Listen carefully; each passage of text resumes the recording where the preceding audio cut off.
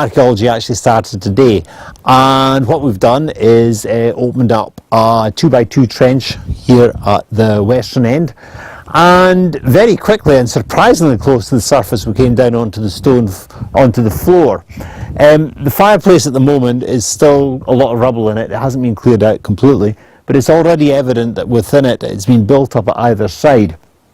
The floor area in front of it is a bit confused about what's happening, but there's clearly a clay floor of some description. In fact, it's clay with small stones mixed into it to give almost like a cobbled effect. Repairs made to the floor at a later point with some sort of plaster, some sort of mortar filling in cracks in the floor as well. The floor is quite heavily disturbed, particularly over towards the fireplace and down this side. That may just be broken up with the many years that it has been a ruin. And we were particularly troubled today with nettle roots which go right into the floor, and they could have caused a lot of disturbance over the years. We came in the fireplace across, there's actually a couple of lumps of coal were found today.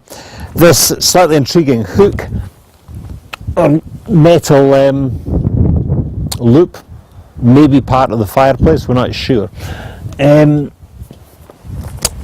tomorrow we'll know more about the fireplace when it actually gets cleaned out and try and work out what. There's a big lump of stone just in front of the fireplace that's kind of at the moment difficult to say what's going on. Made a number of small finds today. Perhaps some of the most interesting was, or one of the most interesting was this, which is parts of quite a large iron pot, possibly a big cooking pot, typical of the sort of the period of the banding on the outside and so on.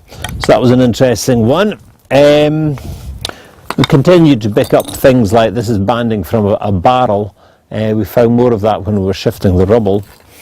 Some nails. This is actually a sizable nail, very big nail. This was all, it's difficult to tell quite what was from the period of the school because it's so mixed up. There was a lot of modern day rubbish, 20th century rubbish on the top, but this is certainly all older stuff. Well into the Victorian period with that, probably a lemonade bottle from Belfast. And then there's two different ceramic bottles, slightly reminiscent of a rennet bottle used in cheese making, but they could equally could actually be ink bottles. Slightly intriguing, a lock, but again the context that was found in could well have just been from wood that was dragged down here to be burnt in bonfires over the years. But one interesting bit of glass was this. It's part of the base of a cobalt blue bottle, and that was found right at the back, right down on the floor, so that could well be from the time of the school, used for poison often, blue bottles, so slightly intriguing there. But it is quite possible that in the school, because they were teaching older children here science lessons, who knows. So that was most of the finds today, along with the usual large amount of pan tile from the roof.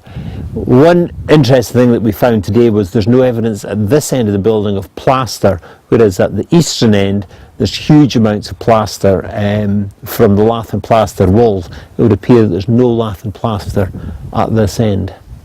Another thing, when we were speculating about what was going on at this end of the building where we removed all the rubble, there was a supposition there was actually a window here, but looking at this section of wall, it's actually very, very broken, and it's actually possible there's a door here. So we could again speculate, was this the schoolroom, the children came in through there into the schoolroom, or was this the master's room where he lived? Who knows? So possibly we've got a second door. So this is an area that we're going to have to take out very carefully.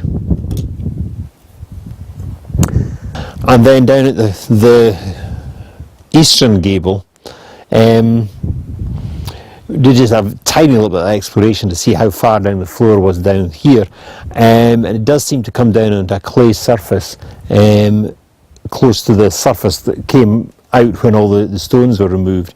But there's also some building round about the fireplace here, and you can actually see there's plaster on the wall here, and there's been a piece of wood there up against the wall. So this may be the beginning of the fireplace here.